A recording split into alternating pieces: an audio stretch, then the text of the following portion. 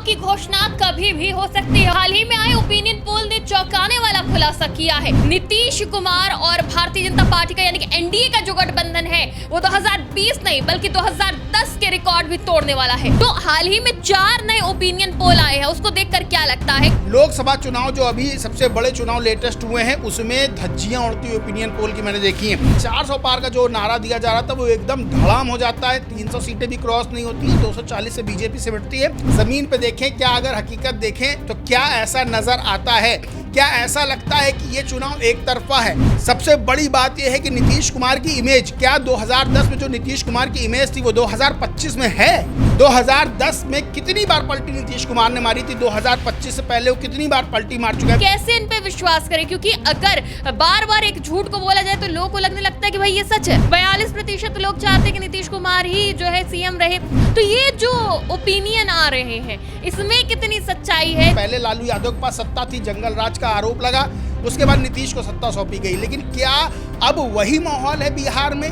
बिहार की तस्वीर जो सामने आ रही, चुनावी तस्वीर, वो सीधे सीधे कह रही है कि इस बार चुनाव बेहद टक्कर वाला होने वाला है। कि भाई विकास किया है तो 1 करोड़ से ज्यादा महिलाओं के खाते में 10-10 हजार रुपए क्यों दे दिए? अगर महिलाएं इतनी समर्थन कर रही हैं तो मुद्दा ये भी उठ रहा है। जिस तरह से नीतीश कुमार का कुर्सी प्रेम देखा जाता है कि चाहे वो आरजेडी के साथ कुर्सी पर रहे, चाहे वो बीजेपी के साथ कुर्सी पर, उनको कुर्सी के साथ चिपके रहना है। बिहार की स्थिति कितनी बदली? बिहार, सवाल ये खड़ा होता है क्या बिहार अब विकसित प्रदेश हो गया? एनडीए हो या इंडिया गठबंधन या फिर हो असदुद्दीन ओवैसी, सभी अपने अपने स्तर पर चुनावी तैयारियों में लगे हुए हैं। बिहार का किंग कौन बनता है? बिहार विधानसभा चुनाव की घोषणा कभी भी हो सकती है और अब ओपिनियन पोल भी आने शुरू हो गए हैं। हाल ही में आए ओपिनियन पोल ने चौंकाने वाला खुलासा किया है। आपको जानकर हैरानी होगी कि जो लेटेस्ट 4 ओपिनियन पोल आए हैं वो लगभग एक जैसे हैं और वो ये बता रहे हैं कि बिहार में जो नीतीश कुमार और भारतीय जनता पार्टी का यानी कि एनडीए का जो गठबंधन है वो 2020 नहीं बल्कि 2010 के रिकॉर्ड भी तोड़ने वाला है। नमस्कार, टीवी 24 नेटवर्क देख रहे हैं आप, मैं हूं आपके साथ शिखा मेहरोत्रा और आज चर्चा करेंगे ओपिनियन पोल पर कि जो ये ओपिनियन पोल सामने आ रहे हैं इसमें कितनी सच्चाई है और क्या ये ओपिनियन पोल एग्जैक्ट पोल साबित होंगे या फिर एक माहौल बनाया जा रहा है कि एनडीए जीत रहा है और जो रिजल्ट सामने आएगा वो इसका विपरीत भी हो सकता है। और इसी पर बात करने के लिए हमारे साथ टीवी 24 नेटवर्क के पॉलिटिकल एडिटर अजय सिन्हा मौजूद है। उन्हीं से जानते हैं। देखिए अजय, हर चुनाव में ओपिनियन पोल आते हैं, एग्जिट पोल आते हैं, लेकिन वो एग्जैक्ट पोल साबित होते हैं नहीं होते वो परिणाम पे ही निर्भर करता है और हर बार विपक्षी दल यही कहता है कि ये सत्ता पक्ष के फेवर में एक माहौल बनाया जा रहा है। तो जो हाल ही में 4 नए ओपिनियन पोल आए हैं उसको देखकर क्या लगता है? क्योंकि चारों में एक ही जैसी बात है, 45 से 50% वोट जो है एनडीए को मिलते नजर आ रहे हैं। तो इस ओपिनियन पोल को किस तरह देख रहे हैं? जिन ओपिनियन पोल की आप बात कर रही हैं उसमें 2010 का जो रिजल्ट था बिहार में 243 सीटों में से 206 सीटें एनडीए खाते में गई थी, उसका जिक्र किया जा रहा है। ये माना जा रहा है कि एक बड़ी जीत की ओर एनडीए बढ़ता हुआ नज़र आ रहा है। लेकिन अगर हम ओपिनियन पोल्स की बात करें तो पिछले कुछ चुनावों में ओपिनियन पोल्स की धज्जियाँ उड़ते हुए मैंने देखी हैं। आपको याद होगा कि लोकसभा के चुनाव हुए तब बीजेपी 400 पार का नारा दे रही थी, कह रही थी अब की बार 400 पार, और कई ओपिनियन पोल्स में जाहिर तौर पर जो आंकड़े थे वो ऐसे ही दिखाए गए। किसी ने 400 दिया, किसी ने 400 प्लस दिया, किसी ने 400 थोड़ा कम दिया। लेकिन जब रिजल्ट आया तब सामने क्या था? आज हम इसी पर थोड़ा सा सोच रहे हैं कि रोशनी डाली जाए कि आखिर जो ओपिनियन पोल के आंकड़े लाए जाते हैं उनकी धज्जियां कैसे कैसे कब कब उड़ी हैं। मैं बात करूंगा 2024 के लोकसभा चुनाव की, जब ओपिनियन पोल सामने आए थे। कुछ ओपिनियन पोल्स का मैं जिक्र करूंगा जिसमें सीधे तौर पर कितनी सीटें दिखाई गई थी एनडीए खाते में जाती हुई। इंडिया टुडे एक्सेस माई इंडिया का है 361 से 401 सीटें दिखाई गई थी एनडीए के खाते में जाती हुई। एबीपी न्यूज़ सी वोटर का है 353 से 383 सीटें दिखाई गई थी एनडीए के खाते में जाती हुई। इंडिया टीवी सीएनएक्स का है 371 से 401 सीटें, यानी कि 401 का आंकड़ा सब छूने को तैयार थे क्योंकि बीजेपी कह रही थी कि 400 पार है अब की। रिपब्लिक भारत का है मैट्रिक्स 353 से 368, न्यूज़ 24 टुडेज चाणक्य 400 सीटें, जन की बात 362 से 392, न्यूज़ नेशन 342 से 378, इंडिया न्यूज़ 371, दैनिक भास्कर ने 281 से 350 दिखाया था, टाइम्स नाउ ने 358। यानी कि ये जो सीटों का आंकड़ा दिखाया गया था ओपिनियन पोल में खूब 400 के आसपास दिखाया जा रहा था। लेकिन जैसे ही रिजल्ट आया, हुआ क्या, जब रिजल्ट सामने आते हैं तो बीजेपी की 240 सीटें आती हैं, यानी कि 400 पार का जो नारा दिया जा रहा था वो एकदम धड़ाम हो जाता है। 300 सीटें भी क्रॉस नहीं होती हैं, 240 से बीजेपी सिमटती है। और टोटल सीटों की बात करें, जब नीतीश नायडू का सीटें उसमें जोड़ी जाती हैं और भी दलों की सीटें जोड़ी जाती हैं, तो 293 सीटों का आंकड़ा पहुंचता है एनडीए का। वहीं इंडिया अलायंस, जिसे लगातार कमजोर माना जा रहा था, वो भी 234 सीटों का आंकड़ा छू लेती है। तो सीधे तौर पर लोकसभा चुनाव जो अभी सबसे बड़े चुनाव लेटेस्ट हुए हैं, उसमें धज्जियां उड़ती हुई ओपिनियन पोल की मैंने देखी हैं। इसी तरह बात करें 2009 का जब लोकसभा चुनाव हुआ, तब ओपिनियन पोल के आंकड़े जब सामने आए तो उसमें यूपीए यानी कि जो अब इंडिया अलायंस आप कहते हैं, 199 सीटें और एनडीए को 197 सीटें दी जा रही थी, यानी कांटे की टक्कर दिखाई जा रही थी। लेकिन जब रिजल्ट आया तो यूपीए ने 262 सीटें हासिल की और एनडीए 159 सीटों पे अटक गया। अब 2014 की बात करते हैं। 2014 का जब एग्जिट पोल सामने आए तो उसमें एनडीए को 283 सीटें और यूपीए को, कांग्रेस के नेतृत्व वाले यूपीए को 105 सीटें दी जा रही थी। लेकिन जब रिजल्ट सामने आता है तब 336 सीटें एनडीए को मिलती है, यानी कि उसमें कम दिखाया जा रहा था और मोदी लहर ऐसी चली कि 336 सीटों पहुंच गई। तो तमाम ओपिनियन पोल्स आते हैं, तमाम एग्जिट पोल्स आते हैं, लेकिन वो चुनावी रिजल्ट में तब्दील होते हैं, ये कहना बहुत मुश्किल है। और जिस तरह से इन ओपिनियन पोल्स में दिखाया जा रहा है कि 2010 वाली जीत रिपीट कर सकता है एनडीए, और 206 सीटें जो उसको मिली थी 243 में, वो सीट, क्या अगर ज़मीन पे देखें, क्या अगर हकीकत देखें तो क्या ऐसा नज़र आता है? क्या ऐसा लगता है कि ये चुनाव एक तरफा है? अगर आप इस चुनाव को एग्जामिन करेंगी, जिस तरह से सभी राजनीतिक दल अपनी अपनी तैयारियां कर रहे हैं, तो ये चुनाव एक तरफा बिल्कुल नज़र नहीं आता है। जिस तरह से लोकसभा चुनाव में इंडिया अलायंस ने एनडीए को कड़ी टक्कर दी और जहां 400 पार का नारा था वो 300 पार भी क्रॉस नहीं कर पाया, यानी बीजेपी खुद 400 पार का नारा दे रही थी, पूरा एनडीए मिलके 300 पार नहीं कर पाया। ऐसे में बिहार में जब इतने लंबे समय से नीतीश कुमार है, जब एंटी इनकम्बेंसी फैक्टर वहां काम कर रहा है, जब भ्रष्टाचार की, रोजगार की, कानून व्यवस्था की, पलायन की बात होती है, जब वोट चोरी का आरोप लगाया जाता है, संविधान वाला मुद्दा भूलना नहीं चाहिए लोकसभा में किस तरह से इंडिया अलायंस को जीत हासिल होती है। वोट चोरी वाला मुद्दा, संविधान का मुद्दा अभी भी बिहार में बना हुआ है, केंद्र में बना हुआ है। सबसे बड़ी बात यह है कि नीतीश कुमार की इमेज, क्या 2010 में जो नीतीश कुमार की इमेज थी वो 2025 में है?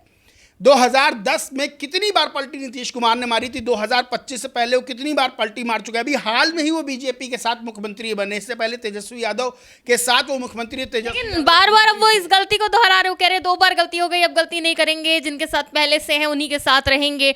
और दूसरी चीज, अभी आपने भी जिक्र किया कि भाई धज्जियां उड़ते हुए कई बार देखी है, विपक्ष बार बार इन चीजों को कहता है कि सत्ता पक्ष के फेवर में माहौल बनाया जाता है। इस बार भी जो ओपिनियन पोल आए हैं वो इसी तरह से नजर आ रहे हैं। इससे पहले हमने चर्चा करी थी सी वोटर की, जिसमें बताया गया था कि नीतीश कुमार तीसरे नंबर पर है, और अब एक नया सर्वे सामने आता है जिसमें बताया जा रहा है कि 76% जो लोग हैं जिन्होंने बात करी है, ओपिनियन अपने दिए, वो बता रहे हैं कि नीतीश कुमार के काम से वो संतुष्ट हैं।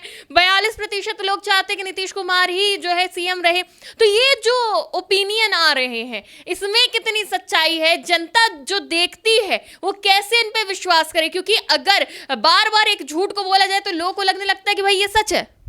देखिए, सीधे तौर पर ये जो ओपिनियन पोल आ रहे हैं, इनके आंकड़ों पे अभी विश्वास करना, ये मान लेना कि नीतीश कुमार पर ही सारी जनता ट्रस्ट कर रही है, नीतीश कुमार का चेहरा इतना बड़ा, मैंने कहा 2010 से 2025 तक बहुत कुछ बदल चुका है। नीतीश कुमार की जो इमेज थी, जो नीतीश कुमार सुशासन बाबू कहे जाते थे, जो नीतीश कुमार को लेकर बीजेपी पीछे पीछे चलती थी, वो नीतीश कुमार क्या वैसे नीतीश कुमार है? क्या एज फैक्टर अगर हम बात करें तो आज 74 साल के नीतीश कुमार हैं। आज 74 साल के, अगर हम 15 साल पहले जाएंगे तो तब नीतीश कुमार की वो एज थी जब नीतीश कुमार कोई भी उंगली उठती थी नीतीश कुमार इस्तीफा दे देते थे। नीतीश कुमार मुख्यमंत्री बने रहने के लिए उनको आरजेडी और बीजेपी के लिए इधर उधर पाला नहीं बदलना पड़ता था।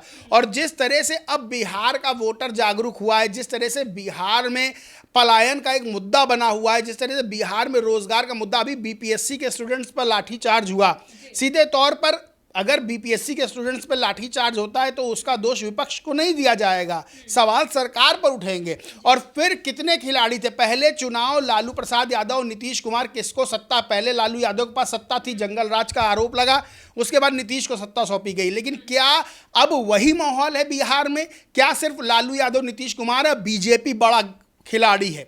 जब चुनाव 2020 के होते हैं आरजेडी सबसे ज़्यादा सीटें हासिल करता है, अब बीजेपी के पास सबसे ज़्यादा सीटें हैं, एआईएमआईएम सामने है, जनसुराज सामने है, तमाम तरह के खिलाड़ी इस खेल में हैं। तो ऐसे में मान लेना कि एक तरफा एनडीए की जीत हो जाएगी। ओपिनियन पोल करने वाले किस तरह से आंकड़े उठाते हैं, कहाँ मिलते हैं, तो वही जाने, बेहतर वो जानते हैं। लेकिन बिहार की तस्वीर जो सामने आ रही, चुनावी तस्वीर, वो सीधे सीधे कह रही है कि इस बार चुनाव बेहद टक्कर वाला होने वाला है। कोई भी एक तरफा सोच ले कि एक तरफा उसको जीत मिल जाएगी तो ऐसा नज़र नहीं आता है। लोकसभा चुनाव जहां मोदी का चेहरा सामने लाया गया था, जहां मोदी के चेहरे पर चुनाव लड़ा जा रहा था, जहां लगातार बात हो रही थी कि 10 साल में इतना बेहतर शासन ने दिया, वहां बीजेपी को जीतने के लिए पूरा जोर लगाना पड़ा, तब बीजेपी की 240 सीटें आई। अब समझिए कि बिहार में जहां नीतीश कुमार के चेहरे पर चुनाव हो रहा है, नीतीश इतनी बार पलटी मार चुके हैं, नीतीश के शासन को लेकर तमाम तरह के सवाल खड़े हो रहे हैं, रोज आपराधिक घटनाएं सामने आ रही हैं, दो डिप्टी सीएम बीजेपी ने बैठा रखे हैं। ऐसे में जब चेहरे पर वो जो कॉन्फिडेंस था बीजेपी को वो नहीं है, तो सीधे तौर पर क्या वो जीत रिपीट कर पाएगी? जब केंद्र में प्रधानमंत्री नरेंद्र मोदी का इतना सशक्त चेहरा है, उस पर बीजेपी अपने बिल्कुल देखिए, इस बार मोदी लहर भी नहीं देखने को मिल रही बिहार में, नीतीश लहर भी नहीं देखने को मिल रही है। और 2010 की बात करें, लोगों के हाथ में मोबाइल नहीं था उस वक्त। आज के टाइम में लोगों के हाथ में मोबाइल भी है, उनके जहन में मुद्दे भी है, क्योंकि हर कोई डिजिटल है, सबको पता है कि क्या मुद्दे चल रहे हैं, किन मुद्दों के आधार पर हमें वोट करना चाहिए। तो इस बार मुद्दे भी हैं, इस बार जो है डिजिटल रूप से प्रचार प्रसार भी किया जा रहा है, इस बार कई आरोप भी हैं। और अगर बात करी जाए कि भाई विकास किया है, तो 1 करोड़ से ज्यादा महिलाओं के खाते में 10-10 हजार रुपए क्यों दे दिया? अगर महिलाएं इतनी समर्थन कर रही हैं तो मुद्दा ये भी उठ रहा है। जो साफ छवि की बात करी जाती है, प्रशांत किशोर सीधा बीजेपी और जेडीयू के नेताओं के ऊपर बड़े बड़े आरोप भी लगा देते हैं।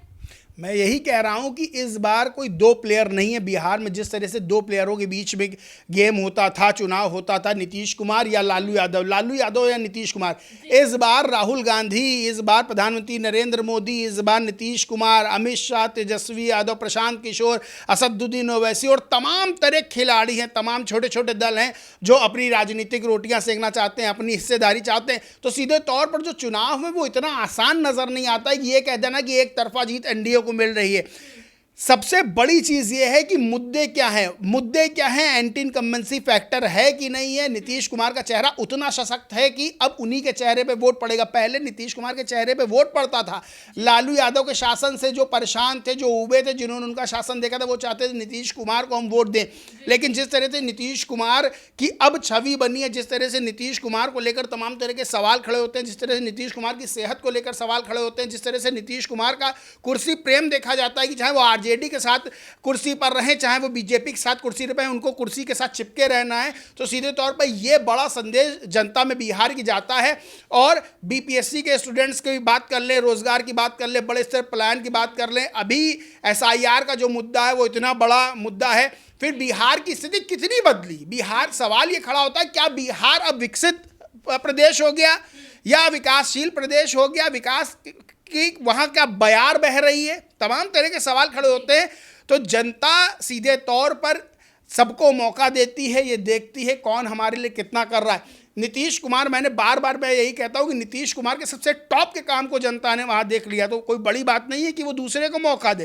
तो ओपिनियन पोल क्या आते हैं, ये बहुत बड़ा सवाल नहीं खड़ा होता है। ओपिनियन पोल आते हैं, उनकी धज्जियाँ उड़ती, वो मैंने भी देखा है किस तरह से ओपिनियन पोल के बिल्कुल अपोजिट रिजल्ट गए हैं उत्तर प्रदेश में लोकसभा चुनाव में। किसी ने सोचा था, कोई ओपिनियन पोल कह रहा था कि सपा की 37 सीटें आएंगी और बीजेपी 33 पर आ जाएगी, किसी ने नहीं कहा था। लेकिन जब रिजल्ट सामने आया तो जनता बताती है कि रिजल्ट क्या आएगा। ओपिनियन पोल ये नहीं बताते हैं कि जनता क्या करेगी, जनता ये बताती है कि ओपिनियन पोल सही है कि गलत है। तो अभी कुछ भी कहना कि एनडीए एक तरफा जीते, कांटे का मुकाबला है। अब इसमें देखते हैं कि बाजी कौन मारता है, देखने वाली बात होगी। और दूसरे जो प्लेयर्स हैं, पॉलिटिकल प्लेयर्स वो क्या कमाल करते हैं, लेकिन एक तरफा यहाँ बिल्कुल भी होता हुआ कुछ दिखाई नहीं दे रहा है। बीपीएससी पलायन तमाम मुद्दे तेजस्वी उठाते हुए दिख रहे हैं, तो क्या इस बार तेजस्वी सरकार? नहीं, ये भी कहना जल्दबाजी होगी कि तेजस्वी यादव सरकार बना लेंगे। अभी तो सबसे बड़ी बात है सीट शेयरिंग की बात नहीं हुई है। बीजेपी इतना आगे आगे रहती है और माना जाता है 24/7 वो चुनावी मोड में रहती है, सबसे पहले वो निर्णय लेती है, लेकिन अभी तक एनडीए में सीट शेयरिंग की बात नहीं हुई है। इंडिया गठबंधन में भी सीट शेयरिंग नहीं हुई, सीएम फेस का ऐलान भी नहीं हुआ है। मैं वही कह रहा हूं कि इंडिया अलायंस से 2 कदम आगे रहता है एनडीए, बीजेपी 2 कदम आगे रहती है। तो बीजेपी अभी सीट शेयरिंग नहीं कर पाई, अभी डिसाइड नहीं हो पाया कौन कितना लड़ेगा। जीतन राम मांझी कह रहे हैं हमको 20 सीटें दो, 16 सीटें दो, नहीं तो हम 100 सीटों पर लड़ेंगे चुनाव। वहाँ ये भी खबरें बार बार निकलकर सामने आती हैं कि चिराग पासवान जो है नाराज चल रहे हैं, जेडीयू कितनी मिलेंगी, बीजेपी कितनी मिलेंगी, बड़ा भाई कौन बनकर चुनाव लड़ेगा, तमाम तरह के सवाल हैं। ऐसे में ये कह देना कि एनडीए एक तरफा जीत रहा है, तो ये चीज़ जो धरातल पर उतरती हुई अभी बहरहाल नहीं नज़र आ रही है। अभी कुछ दिन और हैं, भी देखना होगा, तस्वीर साफ होती जाएगी। लेकिन जनता जनार्दन है, जनता डिसाइड करेगी कौन बनेगा बिहार का किंग। बिल्कुल, बहुत बहुत शुक्रिया अजय। तो देखिए, बिहार का चुनाव काफी दिलचस्प होते जा रहा है। ओपिनियन पोल सामने आ रहे हैं, लेकिन ये ओपिनियन पोल कितने सही है, सीट शेयरिंग पर बात नहीं बन रही है, और अब कौन किसके सामने खड़ा हो जाएगा ये कहना भी बड़ा मुश्किल है। एनडीए हो या इंडिया गठबंधन या फिर हो असदुद्दीन ओवैसी, सभी अपने अपने स्तर पर चुनावी तैयारियों में लगे हुए हैं। एक दूसरे पर आरोप प्रत्यारोप का दौर भी देखने को मिल रहा है। अब ये देखना दिलचस्प होगा कि बिहार का किंग कौन बनता है, और जो किंग मेकर जनता है वो किसको पसंद करती है। फिलहाल के लिए इतना ही। अब देखते रहिए टीवी 24 नेटवर्क।